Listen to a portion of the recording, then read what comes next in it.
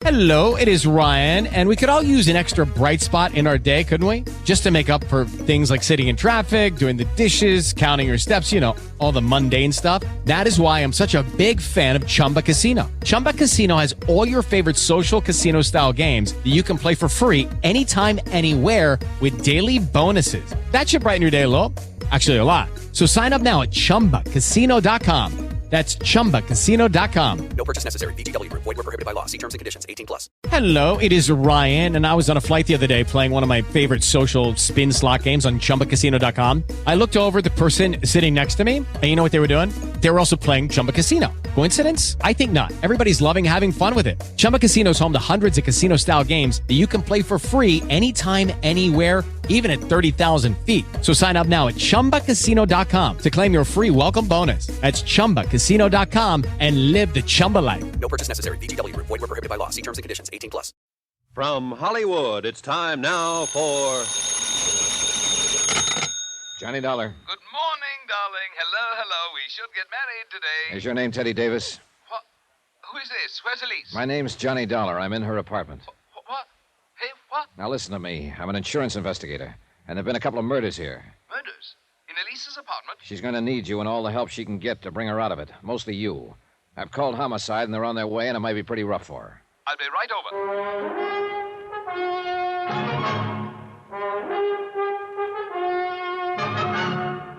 Tonight and every weekday night, Bob Bailey in the transcribed adventures of the man with the action-packed expense account, America's fabulous freelance insurance investigator. Yours truly, Johnny Dollar.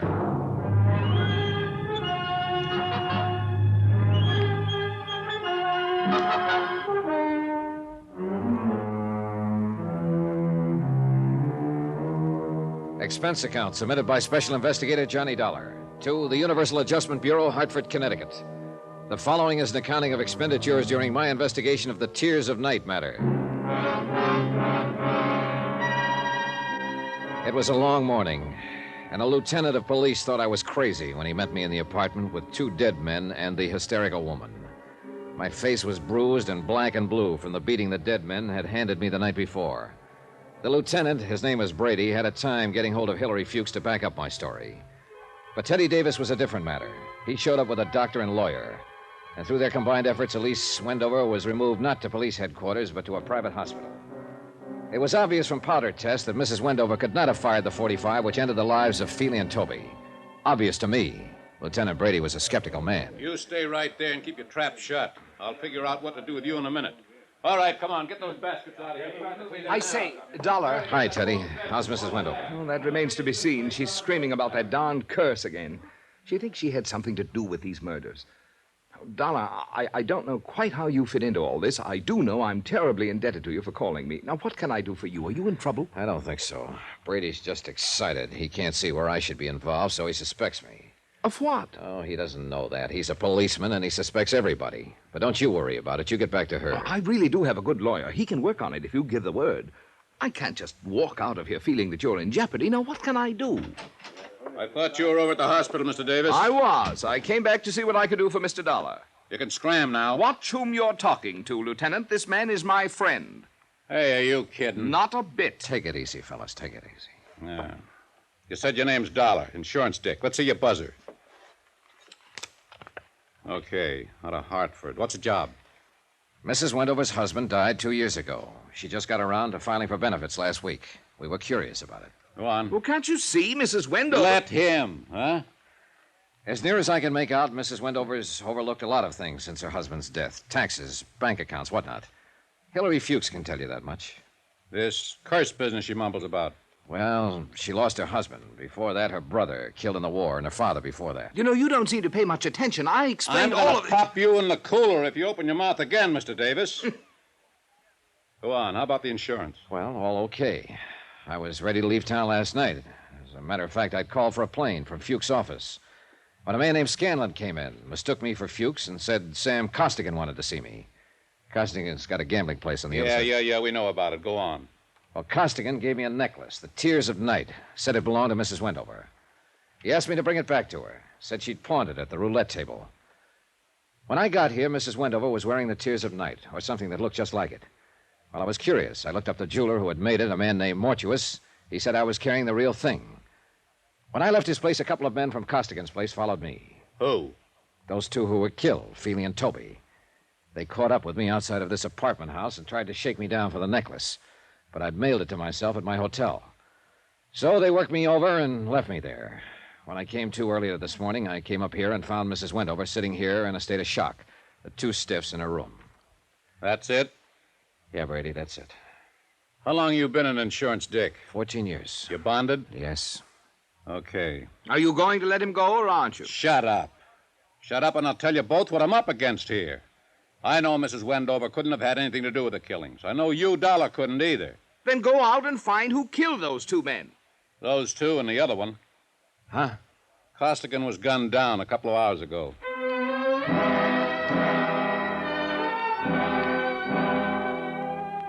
About 3 o'clock in the afternoon, Brady released me, and Teddy Davis drove me back to my hotel. The clerk at the desk looked at my bandaged face and turned 8 shades of white when he handed me my key. I thanked him and told him I'd kept a date with a Barracuda. I was feeling kiddish, also a little dizzy and a little tired. I was looking forward to a hot shower and 10 hours sleep when I walked in my room. Ah, Dollar, I've been expecting you. Come in, sir, come in. Well, hello, Mr. Mortuus. I've been amusing myself with this pocket chess set of yours. Mexican, eh? Sit down, sit down. You've had a hectic night. Your boys were pretty rough, Mr. Mortuus. Philly and Toby are two men of another world, Mr. Dollar, not of our world. Allow me to apologize for their actions. I want more than an apology. They almost beat me to death. And so unnecessary, too. You know, I underestimated you, Mr. Dollar. Such an ingenious method of protecting the tears of night. Why, sir, by the simple expedient of placing it in an envelope and mailing it to yourself from my hotel lobby, you hired as guardians the entire United States Postal Service, not to mention the armed forces. Yeah. Want one of these? No, thanks. I'm one of those faint-hearted persons who cannot abide liquor until after 6 in the afternoon. What happens now? We wait for the mail. We do. Precisely. Then while we're waiting, maybe you'll be kind enough to tell me about the double cross. If you can bear my vanity, Mr. Dollar, I have invented a new word, triple cross. It has a ring to it, eh? That sounds likely. You see, Mr. Scanlon approached me last week and asked me to duplicate the Tears of Night Mrs. Wendover had truly pawned at the gaming table. Naturally, I became suspicious. Let me guess what you became suspicious of. Oh, well, it was fairly obvious that Mr. Scanlon was planning to double-cross Mr. Costigan. That is, when the time came to return Mrs. Wendover's necklace, he, Scanlon, intended to return the bogus piece I made up. And you got into the act. That is when I first conceived my own plans, yes. Unfortunately, Mr. Costigan learned of the little deceit going on around him, and Mr. Scanlon was forced to shoot him. So Scanlon shot Costigan. How about Toby and Feely? Mr. Scanlon again, abetted by the last of the house of Mortuus. You helped him kill them, then planted them in Elise Wendover's apartment. Oh, dear, a crude touch, I thought, but it had a purpose. With two cadavers in a living room, she was very unlikely to discuss a bogus necklace with the police, and I doubt very much if she knew whether she was wearing the original or an imitation. Flighty girl. That's the lousiest thing the house of Mortuus ever did. She walked in and found these two there, and the doctor doesn't know whether she'll ever be sane again. Oh, dear. If you had merely returned the necklace to Mrs. Wendover, it would have been a simple thing to effect an exchange, and none of this would have been necessary. Well, then, bygones are bygones. Yeah, sure, I know. You just sit here and wait for the mail. No. We wait for the mail. What about your playmate, Scanlon? Why isn't he waiting with you? Scanlon? I'm afraid I'll be sought for a murder of 2 or 3 this night. I'm certain the police will find his body before the day is out, but I did need him to help me carry the bodies to Elise Wendover's apartment. Elise. Tell me something, Mr. Dollar. Does that name Elise bother you as much as it bothers me? Give me a woman with a name like Celeste or Josephine or Roxanne. Those, sir, are names for the creatures. But Elise, twaddle. Where are the police going to find Scanlon? Oh, in my hotel room, which I departed hastily once the room clerk had informed me of your ingenious method for protecting the necklace. I shot him there.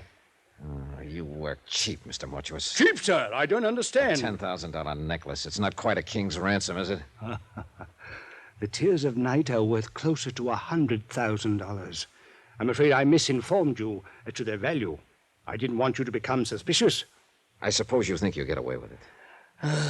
Well, I'm an old man. attended to a destitute and bankrupt jewelry firm with nothing ahead, a few grim years, and finally a whimpering end. Requiescit in pace. Live. That's what I want to do. Live. And this is my opportunity to live like a king. And, young man, I've taken it. Veni, vidi, vici. You're crazy. You're crazier than a mosquito in December, Mr. Marquis. They'll grab you before you make the airport. I don't think they will. I shall leave here and turn the tears of night into cash. With a well-laden purse, I shall guarantee to elude the police over half the world. In 2 years, maybe 3, yes, they'll get me. But I'll have spent the money. And what more could a man ask than a perfect fulfillment of all his wishes, eh? I ask you, sir, as one gentleman to another, what more could a man ask? Cautious, Mr. Dollar. I do shoot well. Answer it. Tell them to go away. I'll be right beside you. All right. Open it. One side, Dollar, I got a gun. Scanlon! I thought I'd find you waiting for the mail. You dirty. You didn't do such a good job on me. Caution, Mr. Scanlon. I have a gun, too. I'll last long enough to let you have it. Your loss of blood has made you groggy, Mr. Scanlon. But still good enough. Scanlon rolled over and lay still. Mortuus kind of grunted and leaned back against the wall. He had a pained look on his face. Mr. Dollar. Mr. Dollar. I do believe I've been shot. I'll need a little assistance. I can't seem to hold my feet, sir. I can't seem to hold my feet. Lie still.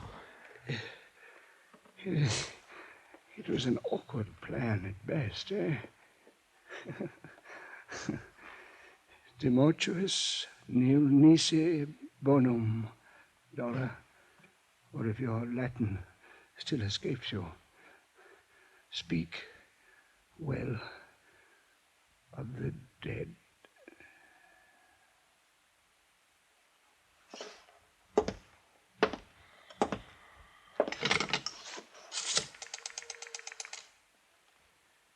Let me have the police.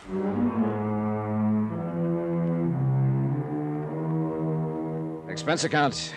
Well, expense account total. $405.16. Details? Mrs. Wendover will recover. Remarks? I'll stand for the last 2 days of expense myself. I didn't have any business sticking my nose in the jewelry end of it. But if you make me pay for them, don't ever try to hire me again. Yours truly, Johnny Dollar.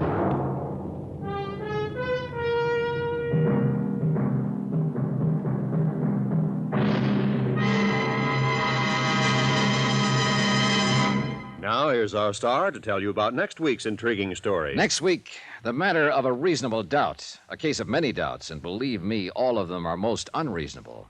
Join us, won't you? Yours truly, Johnny Dollar.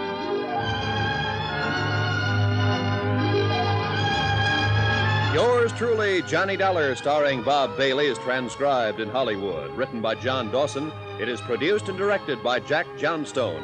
Heard in this week's cast were Virginia Gregg, Victor Perrin, Jack Crucian, Jane Avello, William Conrad, Frank Gerstle, Marvin Miller, and Will Wright. Musical supervision by Amerigo Marino and Carl Fatina.